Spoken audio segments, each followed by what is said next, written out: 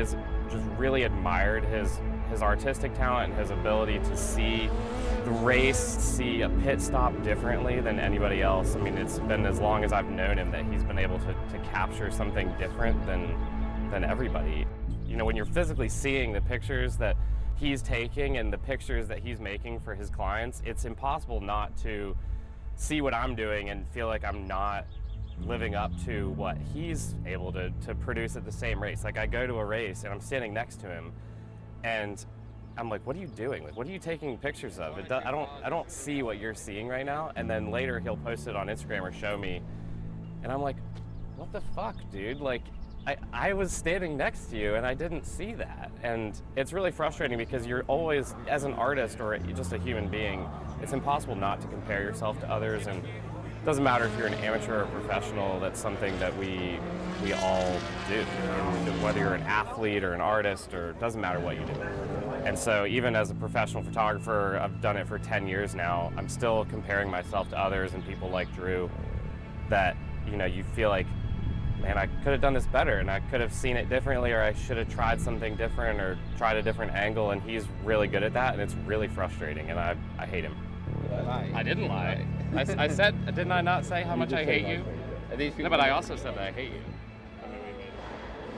My interest in motorsport was definitely sparked by my family, both probably more on my dad's side. My dad used to do a bit of club rallying at very, you know, club level, went in the 70s, 80s sort of thing, had his own, did a bit of navigational rallies. My uncle rallied in there, but also just coincidentally on my mother's side, another uncle rallied back in the day, had a Escort that I've seen pictures of since. But I never felt as a child I was, you know, you get these racing dads that force their children down into a certain path, but I never felt like that was the case with my family. It was sort of always there. My dad sort of exposed me to a lot of things he thought I might like, you know, rugby, cycling a little bit, motorsport.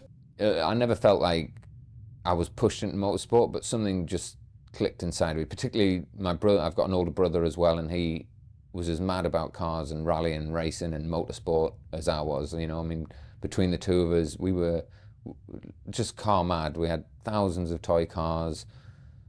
We would play, we had these little sit-on cars we'd race each other on. Everything was a race, everything was competitive.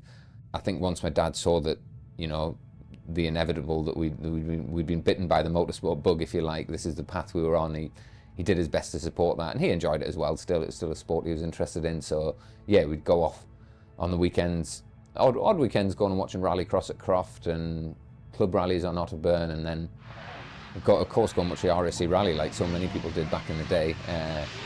Yeah, as a little nipper getting squashed into backs of cars to go down and sleeping in the back of friends' 4x4s in Wales and things like that, and chasing, you know. And I think at that age, even if you don't like the cars coming past you, the whole thing of just being out with your dad in the countryside in the snow and the frost, and going on an adventure with your sandwiches and hiking off into a forest and waiting for these noisy crash bang rally cars to come with glowing brakes and backfire and anti-lags and things, that you can't help fall in love with it. So yeah, it all, I'm afraid it was written in the stars, kind of, that I would end up doing something to do with motorsport, or certainly it would always be a big part of my life.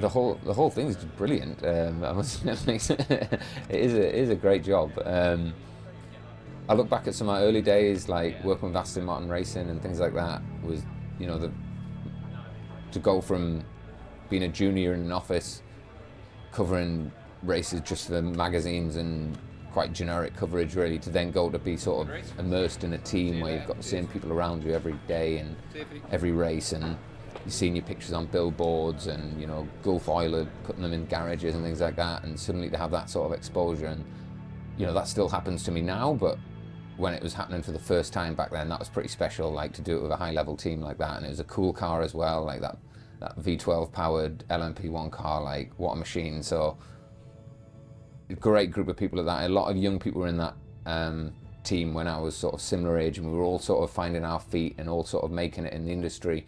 So I really look back as that on a highlight. But there's been so many, you know. I've racing in America is always great fun. Macau is always like fantastic. I did the first ever year of the World Endurance Championship. You know, there can't be many photographers that have been in it since the start, basically, and that's been such a great championship to be involved with. The GT racing, you know, we've got Spa 24 hours and you've got 60 GT3 cars.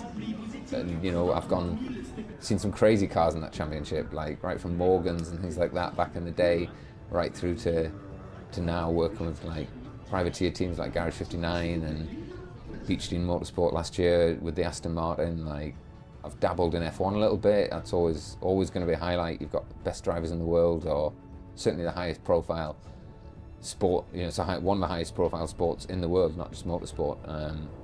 So yeah, when you're on there and you've got like mates messengers saying you've been on the telly and you know, I saw you in the background, I saw you on the grid, and you're like, oh, that's cool.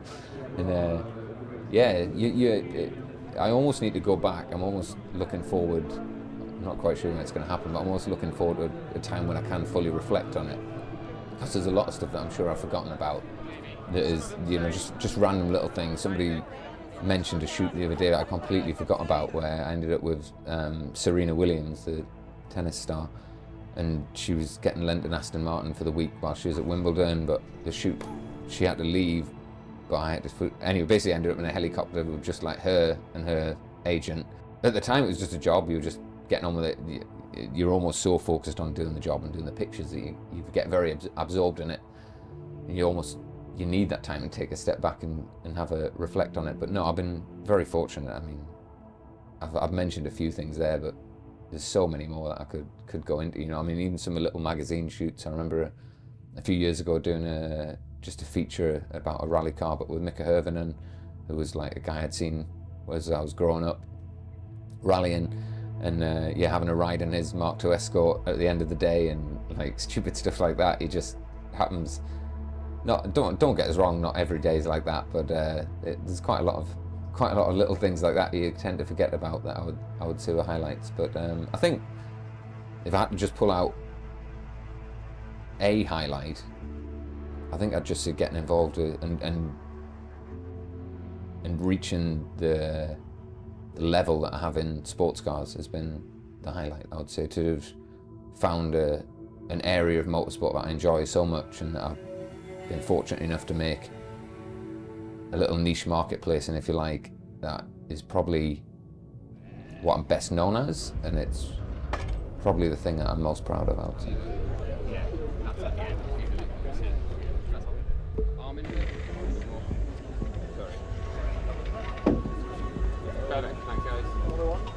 Just done the Primer team shot, which is one of the teams that I work for here at Le Mans. It's not always the most creative photography, but it's really important to the team that we get it right. All our teams will have little requests like this. It takes quite a lot of time up during the week at Le Mans, but really important that we get it right. So thank you, Michaela. I'm here with my team that work with me.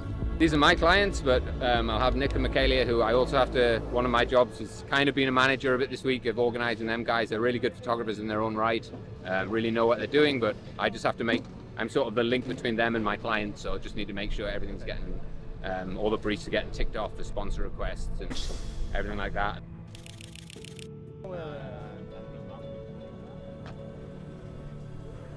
Always try and be as creative as I can be, so once we've got the sponsor-friendly pictures in the bag for the team, with a nice opportunity there just for the drivers and just to use the time as wisely as we can. Has anyone got 50 to do this on? Do you want? A race like Le Mans, time is precious, and access to the cars and the drivers, even when you're working with them, is quite difficult and quite precious, so it's just important to make the most of it. But it went really well, the sun was out, no horrible shadows to deal with, pretty straightforward as one of these pictures can be, and it's a kind of shot that people don't really notice when you do it really well, but everyone will notice immediately when you do it badly, so it's something you don't relax, you concentrate, you do it properly, professionally, and yeah, really happy with that. What do you want, Nick? Have the driver sat in the car, it's quite nice, isn't it? You've got to have your safe shots. You've got to tick the boxes first, and then that gives you the freedom to move on and do something, put your spin on it a bit more. You could definitely accuse Drew of getting angry very easily, on the face of it at least. He cannot tolerate and I would say for good reason, inefficiency or people doing things for the sake of it, which in motorsport can be quite easy to come across sometimes. I think a little bit more 63, so a 63 car, a little bit more angle. He shoots in quite a traditional way. He'll often, or he very rarely uses autofocus, so he'll pre-focus for a lot of on-track shots, which is something that I personally haven't done since the autofocus has been good enough, and the autofocus on his cameras is good enough to autofocus, but he prefers the reliability of the technique that he's shot for years. Drew was, I suppose, in his early 20s, had just left college and was a mad, keen, racing, Formula One, rallying, all forms of motorsport fanatic. And he was also a budding photographer. At that time, I was the editor-in-chief of F1 Racing magazine, now GP Racing magazine, which was the best-selling Formula One magazine in the world at the time, and very, very picture-led. Obviously, we wanted the editorial and all the writing and the design and the graphics to be beautiful as well, but it made its name really because of the quality of its photography. And I'm thinking about photographers in Formula One who are now very famous in their niche, Darren Heath, Stephen T, Lorenzo Belanca, and many others. Also foreign ones, French ones, Bernard Assay, Paul-Henri Caillet, German ones, Rainer Schlegelmilch, etc., etc. And we didn't have a vacancy as a staff photographer, but we did have a vacancy for a staff picture editor, and Drew grabbed it with both hands. Straight out of university, I got this position for 6 months on a magazine, which I thought nothing about at the time. I was like, yeah, I'll go to London for 6 months and do that. That'll be fun. I don't really know what a picture editor does, but I'm sure I'll pick it up. Go down there, have a bit of an experience down in London and see what's what, and then probably get a proper job when I come back to Durham, you know. Anyway, went and joined the magazine, had a fantastic 6 months, really enjoyed it.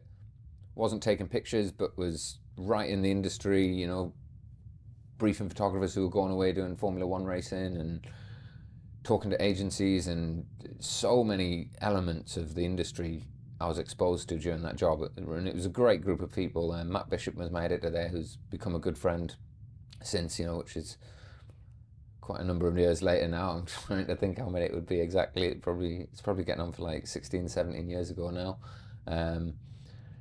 But yeah, did that, and then at the point when I should have left the magazine, Eddie, who was the girl that had gone away to have her baby, decided that she was just going to be a mother and do some freelance photography. So that was, you know, I was quids in then and in on the magazine. And technically then the magazine should have actually hired somebody who was qualified to do the job, but Matt really liked me, and I'd sort of fitted in well, and I'd applied myself and was working hard, and so... And as he pointed out later on, I was cheap because I was so young, so they just kept me. He didn't really want to be a picture editor, but he could see the advantage to him of the proximity that it offered him to heroes of his, legends, brilliant practitioners in the field. And he would be able to deal with their transparencies, obviously, in those days, because we used to film on, used film, Kodachrome and Fuji Velvia. And then digital, when digital came in, and which we were quite sniffy about at the time, but now rules the roost. And all through that period, Drew immersed himself in learning, and also was a damn good picture editor. So it was great for him, and it was great for us. And then, eventually, we began to give him the odd photographic gig. You know, we wouldn't send him to the Monaco Grand Prix. He hadn't earned his spurs yet, but we did say, you know, there is going to be a test of, I don't know what, the McLaren team at Silverstone. Can you go down and do a few snaps? And it worked really well for them, because he said the problem with having a picture editor before that was just a picture editor. Unlike other roles on the magazine, there was room for them to progress to. Well, as a picture editor, it was only really the picture editor's role. So at least with me, there was kind of an end goal of me exiting. You know, I had my motivation was elsewhere, so I could do a good job on the magazine, but also I knew I really would end up being a photographer. So yes, then F1 Racing magazine, so where I was picture editor, was under the same publication banner of Haymarket, which owned LAT Photographic at the time, which is a massive motorsport agency. They have the oldest motorsport archive in the world and huge name in motorsport. They were then and they are now. So I started going away for the races to them. So at one point I was working 7 days a week basically. So I'd do Monday to Friday for the magazine. Friday night I'd go and get a pool car from the agency, jump in a car, drive to Oulton Park or Snetterton or Donington. I'd do 2 days doing Formula 3 or British GT or touring cars or whatever I could. I was working for free. They were just paying my expenses, even though it was a big company. I just wanted to prove that I could do it and wanted to get the experience. So, which I still thought was great, actually, just getting my expenses and hotels and cars and everything like that, getting paid for just to go and learn photography, basically. So started doing that for them, got better and better, and actually became a bit of an asset to them to the point where they were having to, it was getting a bit awkward because they were trying to push F1 Racing to give me a bit more time to do the photography that they weren't paying for. So they'd be like, oh, can you get Friday off because we could do with you there Friday sort of thing, can you go Thursday night, you know? And then anyway, a job came up at LAT, so it was just a natural, I had to apply for the job, I didn't get given it, but applied for the job, got the job. And so yeah, ended up working at LAT for, I did 4 years there at the agency, really enjoyed it, amazing group of people, great place to learn, made some great friends, some great contacts in the industry. You know, they had us out every weekend, you know, you're getting paid a salary, so they want to get the money's worth out of you. So we were working hard there. It was fun, but we were working hard. So you were making a lot of contacts with people. You were out doing different projects, week in, week out.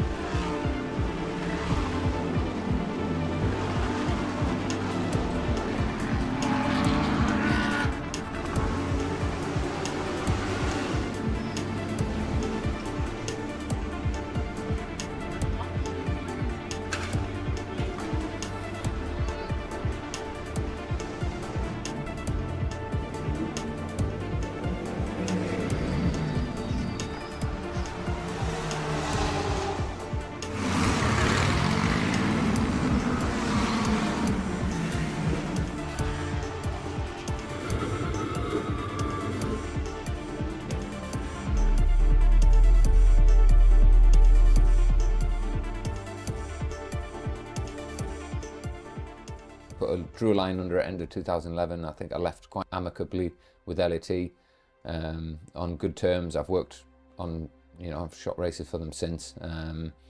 So yeah, always had a good relationship with them. They're always hugely grateful for the opportunity they gave me. But yeah, went freelance and set up my own company in 2012, which was a bit of a venture into the unknown. Had a few people promising me work, but you know, motorsport's a fickle business. You only need a few people to not have the things work out that they think are going to work out, and suddenly the work isn't there, as I've constantly found out since. But yeah, first year was huge. I remember going to Dubai for 24 hours in January 2012, which was my first month freelance, and doing like I think we stayed on and did some work with the Nissan Academy afterwards. And so I did like 2 or 3 weeks work straight off the bat in January, and I was away, you know, that was it. I've never stopped, and I've never looked back since. And I think I've never really marketed myself, you know, other than the odd email to a potential client when I thought the positioning is correct. Most of my work just comes through word of mouth, people I've worked with before, repeat clients, people who've worked at one project and move on to another. And yeah, you could almost draw a family tree back from one starting point of where, you know, leaving LAT with Aston Martin Racing basically being my only client at that point that I picked up off the back of my work at LAT. I can almost draw a line to every job that I've done since. It spreads out from that point from one person. There's odd people that see your work on Instagram, and it's really, you know, here's an example. I worked at Beauty last year at, they have a supercar day, and out of the blue somebody emailed me and said, "Hi Drew, we've seen your work. We're looking to expand our marketing. We need a professional photographer." So I went along and, you know, we worked out a fee, and I went along and did the job, and I said, "Oh, you know, how did you come across it?" "Oh, we saw your work was credited from something that had been published at Goodwood. Goodwood's a similar event to ours, and we liked your work." That work at Goodwood came from a guy who got a job there doing PR, who was a journalist at Haymarket, which was where I started out.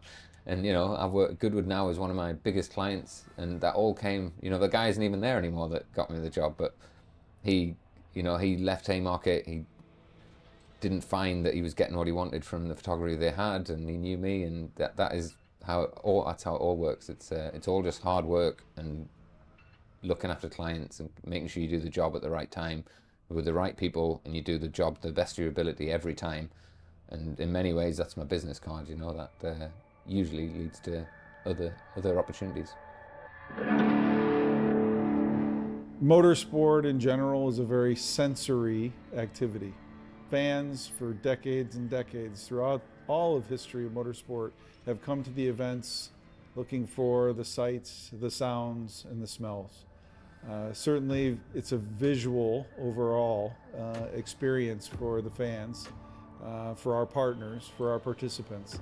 And so to have media outlets, to have talented photographers, videographers, capturing those visual elements, capturing the sensory experience, and then being able to distribute and help us tell those stories is absolutely mission critical. No matter what product we put on track, it's the ultimate ability of us to tell those stories outside of the motorsports community to the wider world of what an amazing opportunity it is to come to the circuit, to hear, to see, and to feel the passion and the experience that it emulates.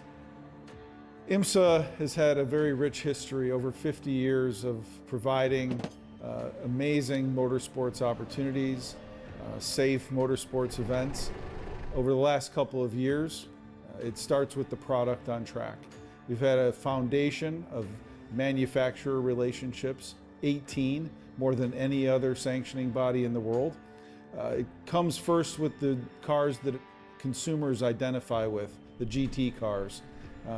Over 10 manufacturers competing in our GT series in the WeatherTech Championship.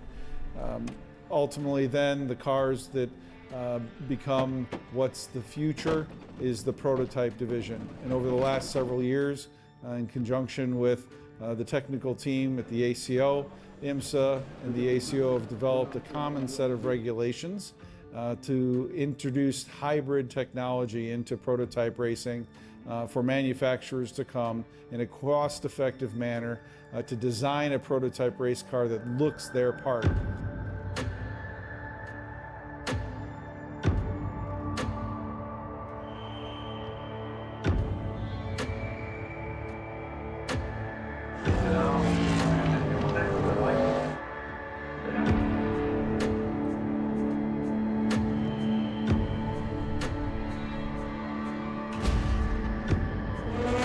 Stand up because I grew up around this sport, and I was the little boy on the other side of the fence. When I came as a manufacturer for the first time and brought our brand back to competition, the first group of individuals that welcomed me back were the photographers and the videographers and the journalists that capture our moments and tell those stories. People that have had award-winning careers in photography, the Jamey Prices of the world, the Richard Princes of the world, the sideline sports individuals, Mike and Leslie Stallsmith. These people have been with us for decades, but it's guys like Jamey, guys like Drew Gibson that put themselves right in the thick of it, right in the line of action to try to capture those moments.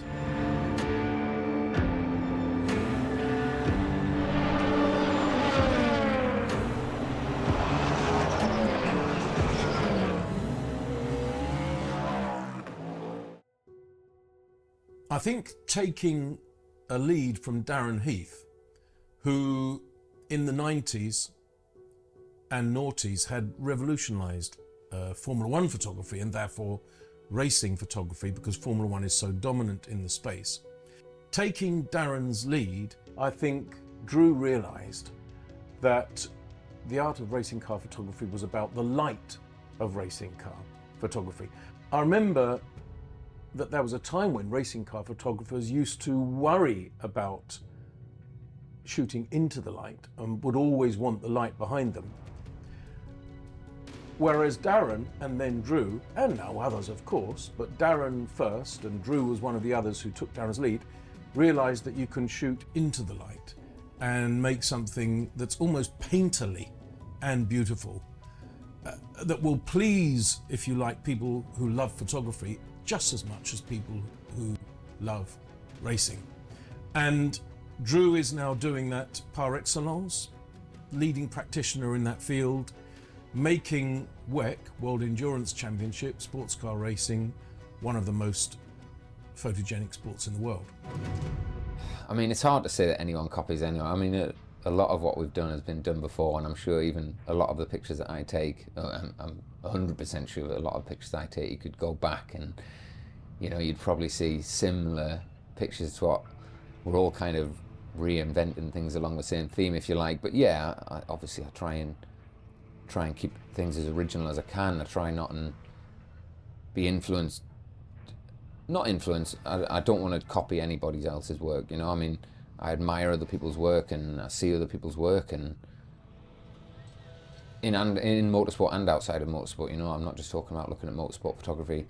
And yeah, there are some hugely inspirational, you know, I love Instagram as much as the next person for looking through and seeing fun things, but for me, again, it's I would say it's not too annoying. I don't really get annoyed if somebody goes out, like, I think it's almost odd if somebody goes out and takes exactly the same picture I've taken or does it in the same way. And, you know, I'll get these guys asking, you know, where was that and what settings did you have on for that? And I think, like, well, I could tell you, but anyone could take that picture if it was stood where I was with the settings on the same camera. Like, you know, I could take a stranger off the street and walk them to that spot and give them and say, look, this is how you do it. But I don't see what satisfaction those people would get out of it. I wouldn't get any satisfaction out of doing that. And again, that's not to say, you know, there's some classic pictures that I'll go and do, you know, that are just great shots that you go and do. But I think like you say, it is quite straight. I just find it quite strange more than anything else. But in terms of how I react to that, one, it really doesn't bother me. I've been there, I've done that, I've ticked it off. If I've created a shot or found a new location or something like that, cool, like, that's great. I've done my job, you know. It's kind of an endorsement, if you like.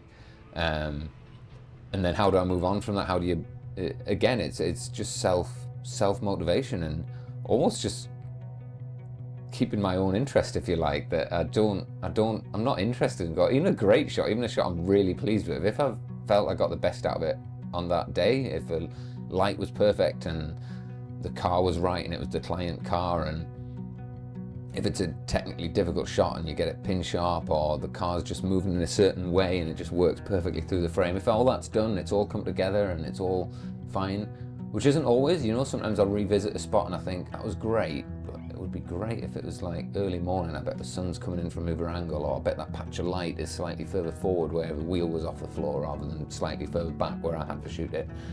And little bits like that. So you sort of learn and you take a mental note, like, yeah, if the timetable's similar next year, I might have another bash at that. So there's little bits like that. But if I've got something and I'm totally happy with it, I think, you know, that's you know, calendar-worthy portfolio shot.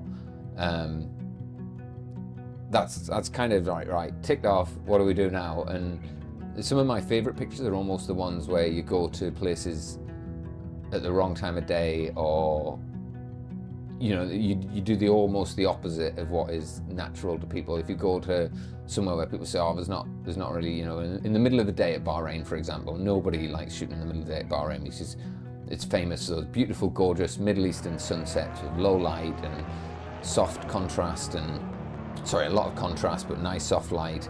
you know, golden racetrack. We all love shooting them stuff, and so, and it's a, you know, it's a magical time of day to take pictures, and everybody goes to Bahrain.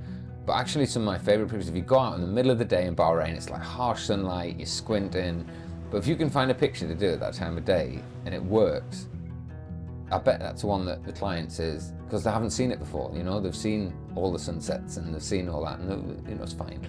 But I almost like to challenge myself now and do the opposite of what everyone else is doing and just chase these slightly different pictures. And when I say everybody else, I mean not everybody else. You know, there's a lot of great photographers out there that I'm not trying to say I'm a trailblazer or anything like that, but yeah, I try and do almost the opposite of what I maybe would have done 10 years ago when I was starting out, and not choose the obvious route, and yeah, try and chase a slightly different angle.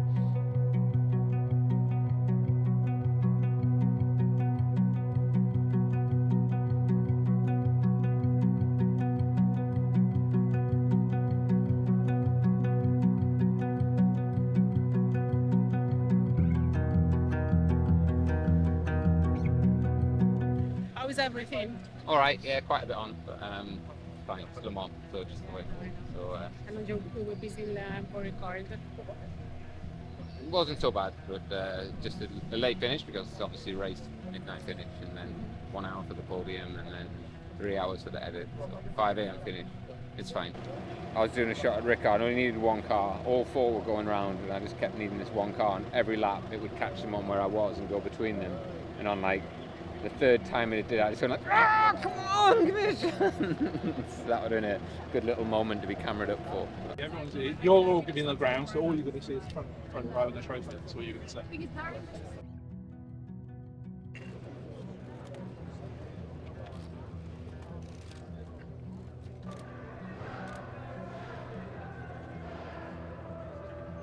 I'm Ferdinand Habsburg, and I'm a racing driver. I race in the LMP2 category since 2021. I have won the World Endurance Championship in 21. I won Le Mans in 21. I won the Asian Le Mans Series also in 21. In 22 I won the European Le Mans Series. And this year I'm trying to compete again for the World Endurance Championship. Before then I raced in the DTM Championship and in Formula 3 with various results on the way. On a superficial level, it's important to have something to give your sponsors the right feeling that they're putting their money in the right place, that they've hedged their bets correctly, that they can feel proud of their investment, of their partnership. Then on another level, you know, like mostly you're alone at the track. Maybe you have a friend or maybe a family member. But I have a large family. I have like 600 family members that all in one way or another support me. And to have a picture to send to them is always something quite special.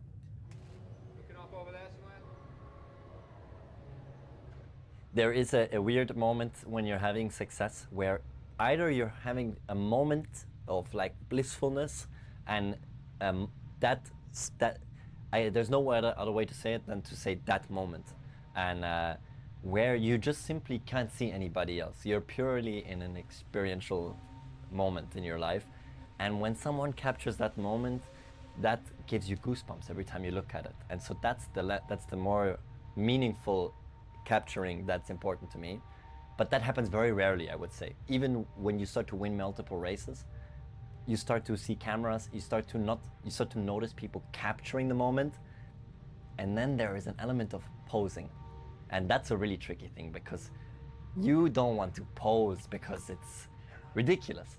But it's not, it's part of your job. But you never pose when you're in that moment where it's like you win the 24 hours of Le Mans, or you win your first race, or you win. I remember for me it was my first time I won a Formula 3 race here in Spa, and Drew captured a picture of me standing on my car, and I don't even remember what I saw, I just remember how I felt, and that picture reminds me of that feeling. So that's like the more thing that means something to me, so that I have people there that are talented at capturing those moments to help me in my life, to remind me of those special days, I guess. I remember seeing pictures of Bentleys and Porsches driving in the wet. I don't know why in the wet he plays with light in a way that you know it's Drew's picture, even if it's not tagged or it's printed somewhere. You know it's Drew's. So in difficult situations, he maximizes the work. The thing is that cameras and filters have gotten so good that in any normal situation, to be honest, and to be harsh to Drew, I can really take any photographer, because his picture, I mean, everybody knows the same places, knows the same settings, you know, it's the same. But Drew excels in difficult situations. Those darkening lights, those special moments, those flashing lights, the water, when the car's moving, he knows exactly where to be, and he doesn't mind to stand in the wet for a while to get it. So I think that's what makes him special. And also, he is just one of the most charismatic guys as well. So when you're working with him and you're not doing anything, you're just putting on your helmet or you're getting ready to go in the car, you're almost feeling more comfortable when he's there. Normally when somebody's there with a camera, there is a part that makes it more static, like you feel watched, you know? There is a lens there.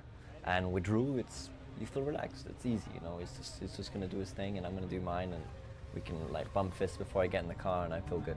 Best picture you've ever taken in your life.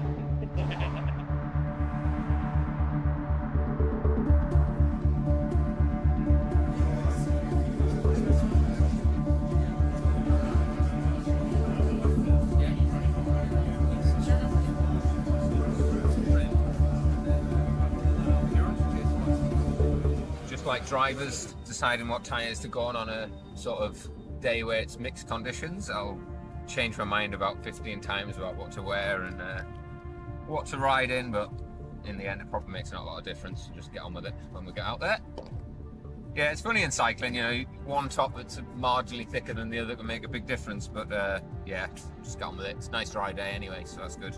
Takes one of the decisions out of it. So people out today will just be doing it for a bit of fun really, and not even bothered about setting a time. So obviously it's not really a proper race, so I'll try and set a decent time, see how I get on, but I'm not taking it mega seriously. This is more important for training for future events.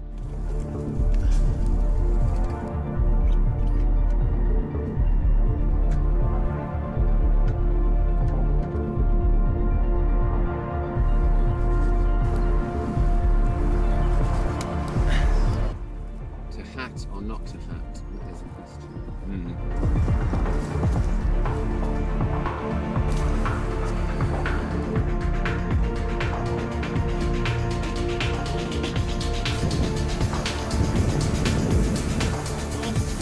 First hill coming up here is Halewood. It's nice and 11% to get you warmed up. Make sure you're in your small gear going down. When you come out of the back of the circuit, my marshal is there, he'll see you out onto Scratcher's Lane. Take care going across the A20. The first descent in about 10k is X downhill. It's a fast descent, you will pick up speed without realising it.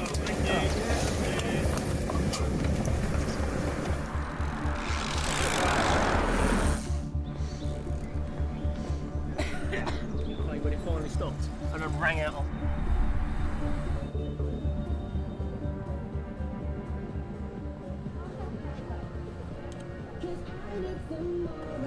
You know that traffic light before Sundry? Yeah. Yeah, it's good. It's really nice being on a circuit actually, quite surreal on a bike. As you sort of, the tarmac's really fast and sort of loads of space, so that was good. So I kind of knew straight away that the group that I was setting off with wasn't going to be any help, so I overtook them all straight away. Then went out on the Grand Prix circuit, went out the back. Quite really surreal, like being in such a familiar place, but in such a different circumstance. But good fun. And then yeah, got out on the road. Roads were pretty dry. Legs felt pretty good. How's the new bike? Oh man, what a weapon! It's unbelievable. Like my previous bike was fast and nice, but this one it's got electronic gears and just sometimes, I mean, especially the climbs in Kent, they're not like climbing a mountain, you know, it's all or nothing. It's, you know, 15-20% or straight up, straight down, and when you go for that gear, just have that electronic shift and it just clicks in, and then little bits on the brakes when they're just so consistent with them disc brakes. So Yeah, it was good. I mean, it should be for what I paid for it, but it was an absolute joy to ride. And yeah, it was a marshal actually. As I started, he saw me in the starting pen, and he was like, "Oh, it's one." He knew what it was, and like he said, "Oh, beautiful bike," and it's always a nice little feeling, you know. I mean, because a lot of people have nice bikes now, and it's always a nice feeling when somebody makes the effort to sort of say, "Oh yeah, nice," you know. Yeah, I'm quite particular with everything, and I'm very particular with how I spec my bikes and the colours and getting everything to match. And you know, anyone can go out and spend a load of money on a bike, but getting it to sort of stand out but not be too shouty is, you know, a little bit proud of that. That's a good aim. Back on the side window.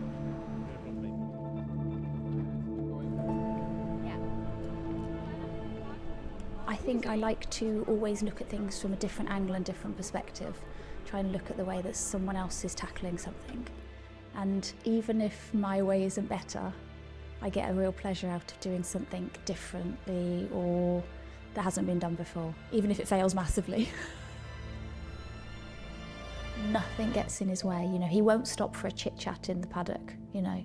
If I hadn't seen him for 6 months and we bumped into each other in the paddock and he was on his way to take a photo, he'd say, "I'll see you later." Like, he's very focused, and I think that comes across. He's trained in photography at university, and you can see that in his work. If you look at a lot of Drew's work, you'll see his use of light and dark. So when the mechanics are pushing the car out of the garage, you'll get that perfect moment when the light is just glistening on the eye, or half in shadow, half in light, or the car, he'll get the exact point on the car where the shadow breaks through the perfect point of the curve, and you can see that that's someone who has studied photography. That's where his work looks different. It's more curated and more considered. And also that when we work together particularly, we create a storyboard for the weekend before we go there. When we worked together at Bentley, I remember even looking back at the Dropbox that he put in, I thought, I've used every picture. And that's not through luck, it was because I said, right, I need a picture for this, and we'll plan it all in advance. So if it's Spa 24 hours, for example, and I know that on Saturday night I'll need a sunset shot. I'll say, right, there's a free practice session on Thursday at sunset. Get the sunset shot, save it, put it out during the race. So we're always planning for the future. We'll save pictures back for the qualifying press release, for example, and I'll say to him, right, we don't know what the weather's going to do at Spa. So in free practice, I need every car in the dry. If it rains, get me every car in the wet. So after qualifying's finished, my press release can go out with a photo, and he hasn't got to rush to do his work, because there's one thing that will get Drew angry, and it's if you rush him. We laugh about it because he's always the last one in the media centre. We used to car share quite a lot, and had some long nights sitting next to him in the media centre eating his Haribo. But yeah, that's I'd say a big difference is it's more like, you know, curated art than point, shoot and see what I get. His philosophy is he doesn't know where those pictures are going to end up. Once you put them in that Dropbox and you send the link to the client, because it doesn't just go to me, it could go to the marketing team, you know, maybe up to 10 people within the department. Someone could take that photo and blow it up on the side of hospitality at Le Mans, and he's got to walk past that every day with a speck of dirt on the lens. Maybe only he will see it, but every photo that goes out, even if it's just for social media, you know, it's only on Twitter, so the resolution is going to be low anyway. He delivers every single picture as if it's going to be blown up on the wall. But I think when you're organised, I don't need hundreds of pictures. I just need 10 or 20 each day that help me tell the story, and that's where Drew's great as well. Is you can only kind of decide the narrative so much before you go to the race, because obviously you don't know what's going to happen. So there has to be an element of spontaneity, and having that trust in him that he is thinking for me as well. So when he's out on track and sees something, he knows that that will be of interest to me. And so every picture that goes in the Dropbox has a purpose. It's not just a picture. He knows exactly what it's for. And when he puts it in the Dropbox, he doesn't even have to tell me what it's for. I open, I go, God, well done. Yeah, that's what I needed.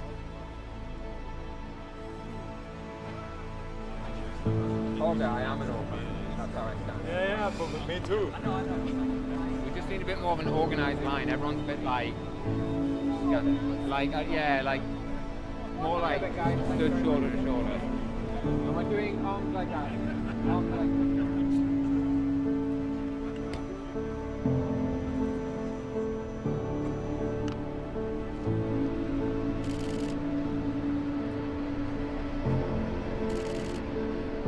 Actually together we avoid a lot of them. We had it at Sebring a couple of weeks ago shooting for Porsche, and we've been planning it for weeks. We had this rig shot, one car against the wall, the other coming as if it's chasing it behind. We had it planned for ages, and then we looked at the weather forecast for the night we had it planned, and it was like washout, you know, Florida storm style washout. I said, we can't do this, we've got to do it. So go and pull the team together. Guys, I need the car 24 hours earlier. And of course it's the first ever race with the new Porsche 963. The team boss is looking at me like, are you serious? And engineers and mechanics at that point, they want every minute with the car that they can, and luckily they trusted us that what we were going to do was magic, and we had 30 minutes down from an hour that we'd been given the following night. We did it in 30 minutes, and it was like watching clockwork because we planned it so meticulously. There was no questioning of what angle are we going to use, where are the cars. And Drew just, honestly, it was like watching an absolute artist at work. 30 minutes later, boom, yeah, done, in the can. Car's back in the garage. So yeah, I'd like to think we've avoided most of the low moments together.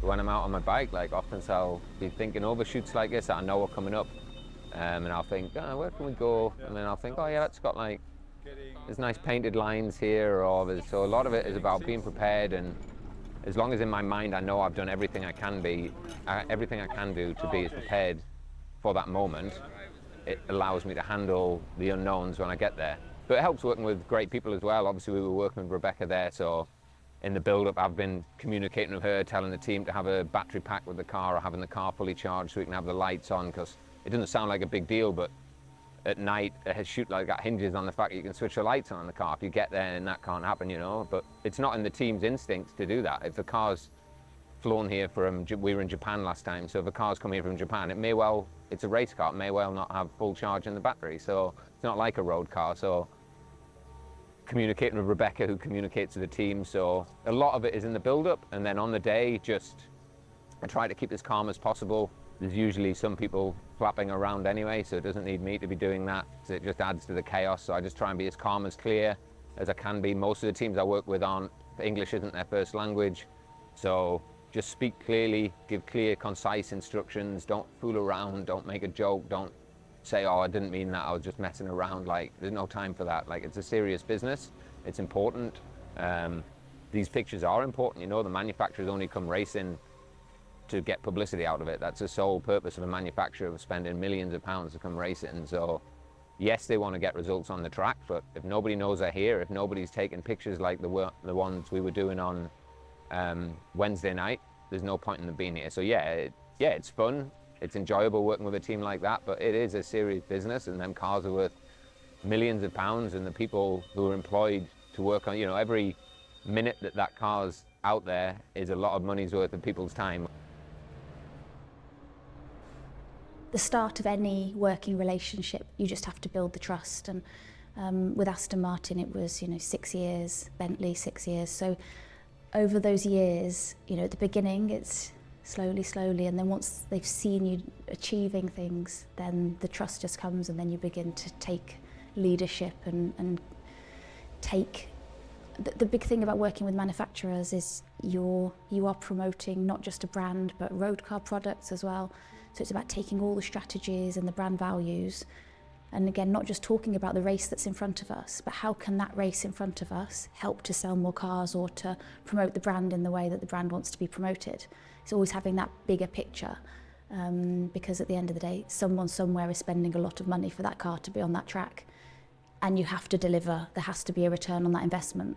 And as a sports car fan, and Drew feels the same, as sports car fans, You never want to see a manufacturer program fail. It feels like a failure to all of us when someone withdraws from a sport, because we should have made it more appealing or more attractive as a whole. Now there's so many events stacked on top of each other. This year, for example, you know, I'll go to Paul Ricard. And literally, I'll finish at Paul Ricard on Tuesday afternoon. I have to rush to the airport, fly back here. I'll have had to have packed my gear for Sebring before I've left for Paul Ricard. I'll just take a few items out that have been in Paul Ricard, go to bed, get up early the next day, fly to Paul Ricard, land in Paul Ricard, drive to the accommodation. Next day we'll be doing all the season preview, portraits, and it takes it out of you, and I think it takes a certain level of ability and commitment and organisation to not just do the travel and get your feet in the right place, but once you're there, to completely switch your brain around and suddenly try and do the best day's work you've ever done. You know, in many ways it's an achievement just getting your feet stood in the right place. It would be very easy just to get there and go, I'm here, let's just get these pictures done, sort of thing. But especially the sort of the profile that I've carved out for myself, I can't do that. You know, I've got to be on a certain level that people expect of me and that clients expect of me every time. And yeah, it's physically and mentally it's quite a tough gig, but fortunately the good parts far outweigh the worst. I didn't actually answer the hotel question there, did I? Shall I answer the hotel question? Yeah, one. Ah, man, I mean, there's a big long list, to be honest. I mean, we're quite often arranging these travel quite late, and all the race teams have got in there, and a lot of the places we're going there aren't that many places to stay anyway. So when you get a big race team, what's the actual worst?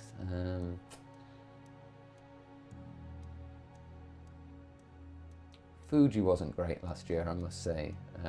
It was kind of a weird double building situation, and we kind of built this tunnel between them, but the tunnel wasn't really full time, and when it rained it just filled with water, and they just put all these towels down to go between. But there's been all sorts. We booked in a pub at Goodwood, which seemed quite nice, but then at 11 o'clock a rock band started. That was underneath the room, so we didn't really sleep much that trip. Also at Goodwood we stay on site sometimes, and at Festival of Speed we'll go to bed at about 3 a.m, 4 a.m. when we've finished editing pictures, but then the security guys are getting up at 5 a.m, having showers and going out to start opening up the event. So we don't really sleep much there either. Yeah, there's been a few, stayed in a few. South of France is obviously a very nice place to go, but I've done a few winter tests there where you stay in hotels that are clearly built for the summer, and there's basically no insulation, you get given your wafer thin bed sheet and your tea towel sized pillow, and there's a gap in the windows like that, and the curtains are blowing like that, and you think, yeah, this wasn't in the brochure. But yeah, usually when I'm at a regular racetrack, I've got my favourite places that I like to stay, and I've got that down pretty well. But occasionally I can get caught out by by the odd place that's less than glamorous. Probably been out working for 30 hours, probably not a lot to eat, very little sleep, but at that point to still have that creativity while everyone else is just shooting the car from the same angle. He's been able to find the story, find the angle, and make it beautiful at the same time. I would say Drew's work ethic, which I think sometimes could be easily confused by him being stubborn, you know, wanting to hog the limelight kind of figure, but that's not actually who Drew is. It's his work ethic. Like, he will deliver for the client. Delivering for the client is the most important thing, regardless of everything else, and delivering good photography in that process. Certainly that was something that, coming from people I'd worked with before, you perhaps would choose an option that made your life easier, but that's not something that Drew encourages in his work ethic. The aim is not to make your life more difficult, the aim is to do it well, because that's what we're there for. He just lives and breathes it, and it takes a bit of time to get used to, and you know, the hours that we keep working late in the day, fairly routinely, the last people to leave the media centre by a fair chunk as well. But I would like to think at least that the results that the clients get demonstrates why we do that.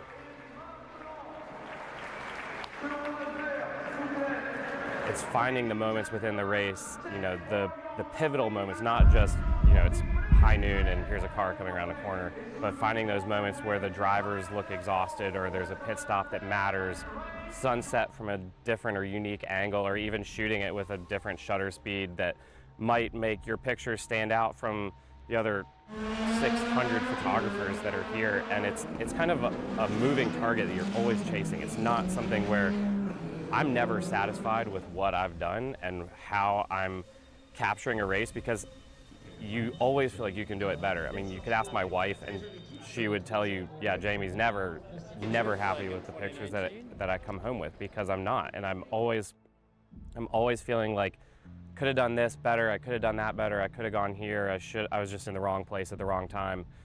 But you have to kind of, and I try and remind myself, and she does a good job of reminding me too, but taking a step back and remembering how important the race is that we're covering. I mean, this is the 100th, you know, Le Mans year, and that's important. And it's not just documenting every car that comes past, but the essence of this race, the essence of any race that we go to, is about the fans and the drivers that are there, and the weather and the circuit, and how the circuit has or hasn't changed. And those things matter in documenting a story through photographs, because at the end of the day, the broadcast pictures, the TV pictures, you know, they're okay, but it's from static locations around the track. It's not necessarily artistic in nature, it's just very documentary. But photographs, if you walk around the museum, you look at the photographs, and that's what people will look back on. They'll look back on, you know, Fernando Alonso and Kazuki Nakajima and Sebastian Buemi climbing out of the car and winning Le Mans for the first time with Toyota. And there's something in that you can't just replicate with a broadcast TV camera. It has to have been documented with a digital camera or film camera, whatever you're using, that tells the story of that race and only that race.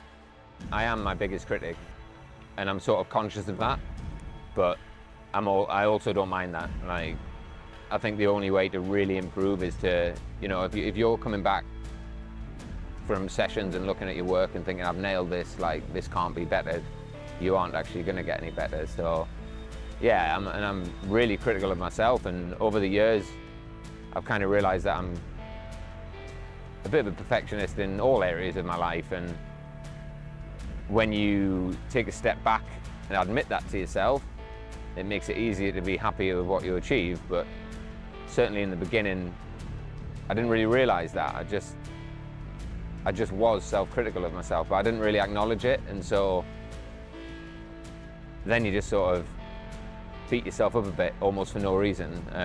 Whereas now I can go like, well, you know, it's a good picture. Like, it's maybe not, it could be better, but that's pretty good. Like, yeah, I'm pretty happy with that.